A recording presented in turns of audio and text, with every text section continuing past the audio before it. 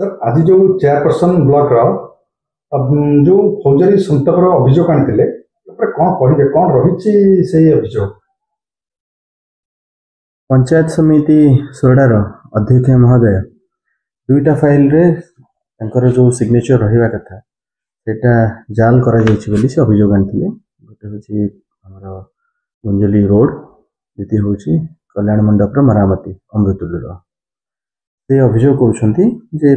पूर्वतन वीडियो समय रे जनवरी 2025 मसीह दुईटार पेमेंट होती पेमेंट रे से सिग्नेचर करना बदले अन्य जड़े कई व्यक्ति नकल करी तदंत करने से अनुरोध करते जो आज आम इन कैमेरा इनक्वारी करूँ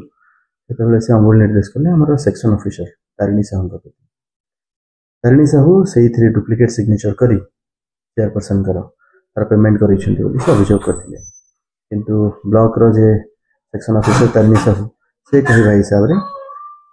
पंचायत समितिर अध्यक्ष महोदय जड़े अनौपचारिक भाव अणानुष्ठानिक भाव ऑफिशियल कौन डेकोरम न था कि बिकु बोली जड़े व्यक्ति द्वारा फाइल सब रजिस्टर नौले सी सिग्नेचर करके फेरौले तो आम सेक्शन ऑफिसर प्रति उत्तर हूँ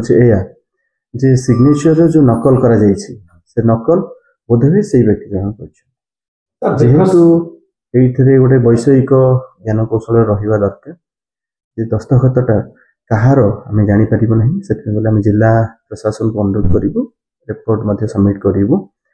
जदि यहाँ डुप्लिकेट ताहले किए कर हस्ताक्षर को टेस्ट कर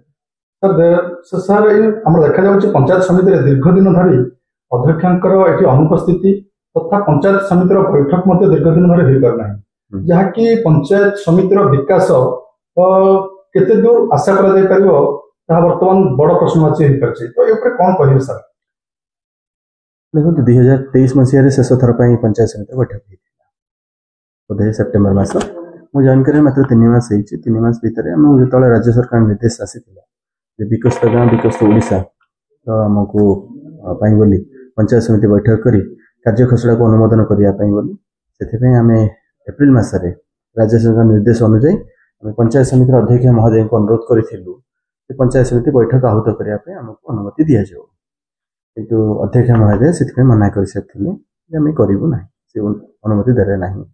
मझे आम कथा भी होलु द्वितीय थर पर बोली जो आसला जून 10 तारिख सुधा पुणी थे कर विकसित गाँव विकसित ओडिशार आर्थिक वर्ष 2024-25 और 25-26 कार्य खसड़ा शीघ्र दवापाई जो कि बाकी